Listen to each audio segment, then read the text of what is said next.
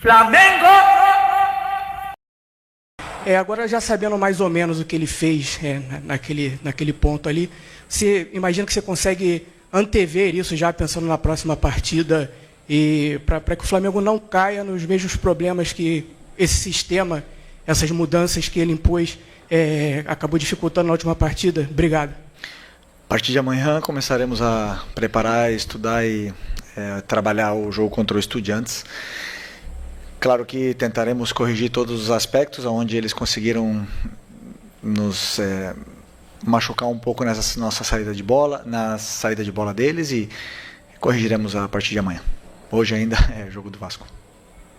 Felipe, boa noite. Rodrigo Cerqueira, Grupo Globo.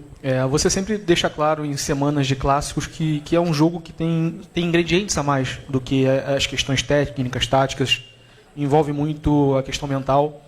E o Flamengo hoje teve as mudanças, o time conseguiu abrir o placar, depois sofreu um bocado. No segundo tempo chegou a ter oportunidade, mas também o Vasco teve as suas. O que você acha, assim, na sua análise, que foi mais preponderante para o empate hoje? E com isso também pode ser importante para a sequência da temporada, porque o Palmeiras encostou agora também, tem um jogo a menos, enfim.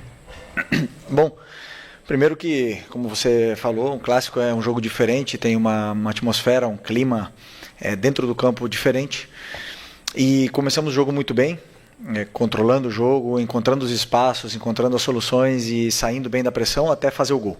Depois de fazer o gol, tivemos aí algumas saídas, conseguimos sair, mas aí realmente o Vasco encaixou praticamente uma marcação individual e não conseguimos ter mais o controle, né?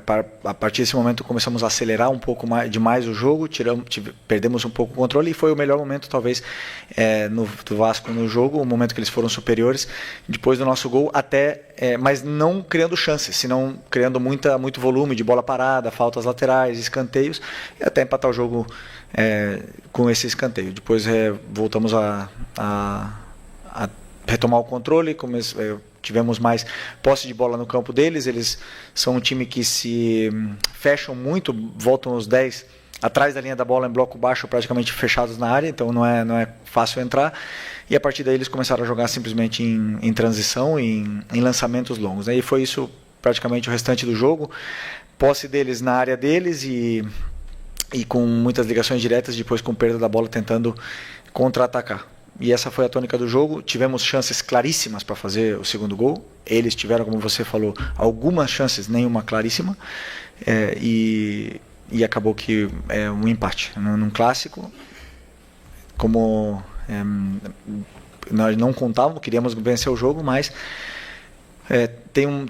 temos que ter calma, existe um longo caminho pela frente, é um resultado absolutamente que nos deixa triste, mas é um resultado absolutamente normal quando você vem de uma sequência, principalmente menos de 3 dias para recuperar do jogo da quinta-feira, 9h30 da noite. Felipe, boa noite. Mauro Santana, do canal Mauro Santana. Você colocou uma equipe em campo com várias novidades, e você acabou de mencionar o desgaste da última partida de quinta-feira pela Libertadores. Eu acredito também com a preocupação, já pensando no jogo de volta na Argentina. Eu queria que você explicasse as suas opções para a montagem da equipe e comentasse também, apesar do empate, tivemos o gol do Carrascal, que afirma mais ainda o colombiano, já havia feito um passe para gol e agora contribui diretamente no gol do empate. Bom, primeiro pensei numa equipe para ir a campo fresca, uma equipe que conseguisse pressionar essa saída de bola muito complicada de pressionar, que é a do Diniz, onde eles juntam muitos jogadores atrás da linha da bola, eles usam o goleiro, eles repetem o lado e enchem muitas vezes as laterais do campo, então é complicado. Ele precisava de jogadores com perna fresca para poder jogar. Muitos deles da quinta-feira não se recuperaram, muitos jogadores, para não dizer a maioria, não se recuperaram do último jogo, que foi quinta-feira à noite, 9h30, acabou que chega quase 2 da manhã em casa, e o jogo hoje, 5 da tarde, com o calor, obviamente que não estavam recuperados. Portanto, optamos por colocar esses jogadores, alguns deles no segundo tempo, para tentar melhorar e dar mais força ainda para a equipe com as trocas, e foi assim nesse momento. Tivemos nosso momento aí de pressão máxima em cima da defesa do Vasco, mas infelizmente não conseguimos fazer o gol. Sobre o Carrascal, um jogador que, como eu falei para vocês, tem muita qualidade e hoje fez um grande jogo, entendeu bem os espaços, entendeu bem a importância e a determinante que tem que ser o jogador que joga nessa posição. Fez o gol, mas não só isso, senão que ele deu sequência nas jogadas, criou perigo, teve mais chances e pouco a pouco ele vai se adaptando e se sentindo cada vez melhor, e uma opção importantíssima para a gente. Boa noite, Felipe. Léo José, do Coluna do Fla. Hoje tinha-se uma expectativa sobre a presença do Jorginho. Ele acabou ficando de fora e o clube trabalha para que ele tente estar na Argentina, né? E aí eu queria entender como que é a percepção de você, a sua percepção, a percepção da comissão técnica em cima dessa recuperação do Jorginho, dessa evolução do Jorginho. Existe de fato uma expectativa para que ele jogue na Argentina contra o Estudiantes? A ausência dele faria muita falta? Bom, estamos trabalhando, nosso departamento médico está trabalhando para recuperá-lo para essa quinta-feira, né? Vamos ver se conseguimos ter a volta dele, porque é um jogador que vocês sabem bem, é muito importante para a gente, um líder fora e dentro do campo, e com certeza se consegue se recuperar, vai ajudar muito. Boa noite, Felipe. Pedro Ramos, da Sintonia Esportiva. Meu colega comentou do Jorginho. E eu queria comentar sobre dois jogadores, na verdade, perguntar sobre o De La Cruz e o Léo Pereira, que hoje não entraram em campo, foram substituídos, foram escolhidos por Danilo, inclusive e o Alan. Para o jogo da Argentina, eles voltam ou hoje foi realmente uma adaptação para ver se o Danilo pode voltar como titular para também o jogo da Argentina? Obrigado. Para isso, vamos ter que esperar quinta-feira para a hora que sair a escalação, né? Mas como eu falei para vocês, alguns jogadores não se recuperaram, e o Nico era um deles. Depois de 90 minutos, depois de muito tempo, não estava recuperado para poder performar da mesma forma que foi o último jogo. Boa noite, Felipe Luiz de Migo, canal Futepapo. A gente vê o Flamengo criando muito, tentando o tempo todo, às vezes falta um pouquinho, às vezes um pouco de sorte. Mas também essa sequência agora para o final do ano é só pedreira, é só jogo importante, é só jogo decisivo. O que você pensa aí que você pode fazer para deixar a galera mais tranquila e até encarar essa maratona final para conseguir o objetivo aí de ser campeão? Não, como eu falei para vocês, calma e tranquilidade. Os resultados a gente não controla, né? Nós não podemos achar que vamos ganhar todos os jogos daqui até o final do ano. Queremos, vamos trabalhar para isso, mas o resultado nós não controlamos. Controlamos o nosso trabalho, o nosso dia a dia e fazer com que os jogadores continuem acreditando nesse caminho que foi traçado e que eles vêm seguindo e vêm performando de uma forma esplêndida, e não se desviar, não deixar que os resultados afetem na parte mental, porque muitas vezes acontecem as oscilações com a sequência de jogos, né? Então, nosso time está jogando bem, está criando, está fazendo grandes atuações, e entender que esse resultado de hoje temos que apagar o mais rápido possível para poder estar com a cabeça boa para essa volta da Libertadores.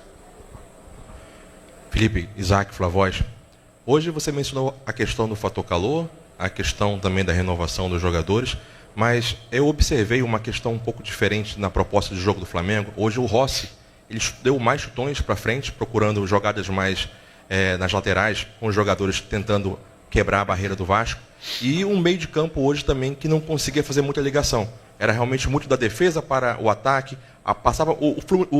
No caso, o Vasco conseguiu taticamente mudar a forma do Flamengo jogar, ou hoje realmente você mudou a forma do Flamengo jogar para esperar de repente o Vasco ali entregar um pouco mais a bola e o Flamengo conseguir avançar mais? Não mudamos absolutamente nada no nosso modelo de jogo. Só que os espaços são os que são. Se o adversário marca nossos volantes individuais, obviamente que o meio-campo não consegue jogar. Não tem como eles performar. Se o zagueiro salta nos nossos meias, e os laterais também saltam para fazer essa marcação individual, o espaço está nas costas. E os jogadores dentro do campo, eles têm que identificar onde está o espaço. Não é chutão, é um lançamento na profundidade. Por isso a opção também do Bruno Henrique. A gente sabia que eles vinham subir bem a linha, e ele é um jogador um dos melhores que ataca o espaço da nossa equipe. E para tentar, com essa marcação individual, ia estar mano a mano lá atrás. tivemos muitas vezes saímos dessa forma, porque não tem como jogar curto se o adversário iguala em todos os setores do campo. Mas o que eu falei, de uma vez chegando no terço final do campo, aí para mim talvez faltou um pouco mais de controle, aceleramos demais a jogada, nos precipitamos, não estávamos no nosso melhor dia de escolhas, né, nas tomadas de decisões ali, aceleramos um pouco mais e, claro, não é fácil roubar a bola no time do Vasco. Então, é praticamente isso, mas a nossa forma de jogar não mudou. Os jogadores que identificam o espaço onde o adversário deixa. Aqui é Felipe, boa noite. Marcos Martins, do canal da QSRN. É inegável, Felipe, a contribuição e a importância do Rossi, né, para o time do Flamengo. Inclusive, poucos minutos antes do gol do Vasco, ele fez uma excelente defesa. Mas aí, pegando o lance do gol do Vasco, aí não é o erro específico dele, mas, novamente, ele fica no meio do caminho, ele fica indeciso em sair do gol ou não sair. Isso aconteceu em alguns outros jogos também.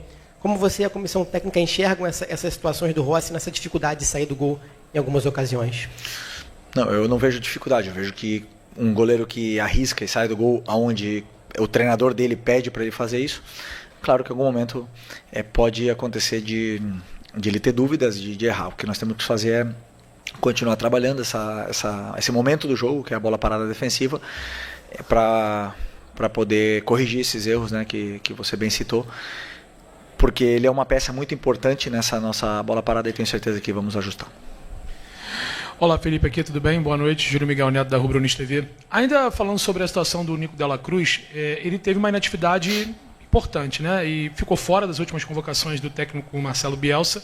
Jogou esse último jogo, inclusive foi até o Saúl que saiu com dor no tornozelo, mas hoje não entrou, né? Você falou sobre a recuperação, né, da última partida que foi desgastante contra o Estudiantes.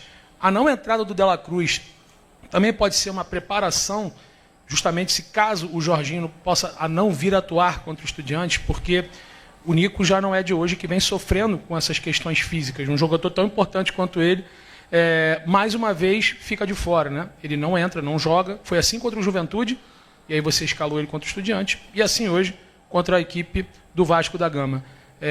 Mais ou menos, passa por isso também pela sua cabeça, caso você não tenha o Jorginho, poder entrar com o Dela Cruz, por isso não ter utilizado ele hoje? Não pensei no jogo da quinta-feira, pensei nos jogadores que estavam com pernas frescas, estavam nas melhores condições para poder vencer do Vasco, né? Vocês dizem, e eu também afirmo, meu elenco para mim é o melhor de todos da América, eu tenho que usar esse elenco. E o Dela Cruz hoje não estava, e convoquei ele esperando que essa recuperação até hoje, para ver como é que ia ser a evolução dessa recuperação dele, do Arrascaeta, do Pedro, de todos eles, né? E infelizmente não estava nas melhores condições para poder jogar muitos minutos. Então optei por não usá-lo. O que eu espero é que o próximo jogo estejam todos os jogadores à disposição, tendo 4 dias de margem para poder recuperar, então eu tenho certeza que todos eles vão estar à disposição e se o Jorginho voltar, melhor ainda. Felipe, Raiza Simplício da Gol Brasil e da revista Placar. A gente viu, né, o Flamengo soltou um comunicado oficial dizendo que foi informado, recebeu um ofício da Conmebol que o cartão do Gonzalo Plata não foi computado, né? A informação que eu tenho é que não é que ele tenha sido anulado, é que ele não foi computado. Não sei exatamente a diferença, mas foi isso que me passaram da Conmebol. E aí, lá na Argentina, as pessoas, os dirigentes do Estudiantes, pessoas ligadas ao Estudiantes, estão dizendo que não receberam nada da Conmebol, que se isso acontecer, eles vão fazer pressão em cima da Conmebol, enviar o ofício contra. A gente viu que o Gonzalo Plata também jogou hoje 77 minutos, calor, aquilo tudo. Eu queria saber se você está contando com o Gonzalo Plata para o jogo da volta, né, pelo fato da Conmebol ter enviado esse ofício ao Flamengo. Como é que está essa situação em relação a isso? Bom, o Plata tem 23 anos, teve uma recuperação muito boa, tem uma recuperação boa para o próximo jogo e está à disposição e eu conto com ele sim. Fomos informados de que ele não está suspenso para o jogo da volta. E uma coisa excelente, né, que isso aconteça. E até mesmo para que o Campeonato Brasileiro também possa, não sei, a partir do ano que vem, com essas mudanças na CBF, com o presidente novo entrando, com essa melhoria do campeonato, né? Não, cada vez que acontece um cartão injusto, num campeonato onde tem um calendário tão apertado, com 80, 70 jogos algumas equipes vão jogar, e é o único país que são 3 cartões amarelos para ser suspenso, então pelo menos que o cartão realmente seja justo, né? Quando seja injusto, que aconteça como aconteceu no último jogo, que ele não seja computado. Então uma coisa para a gente aprender e poder também evoluir no Campeonato Brasileiro, que seria muito bom.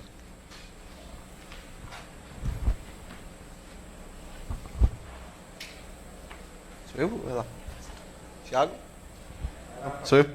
Felipe, tudo bem? Boa tarde. Gabriel Orfa, canal Paparazzo Rubro Negro e Revista Placar.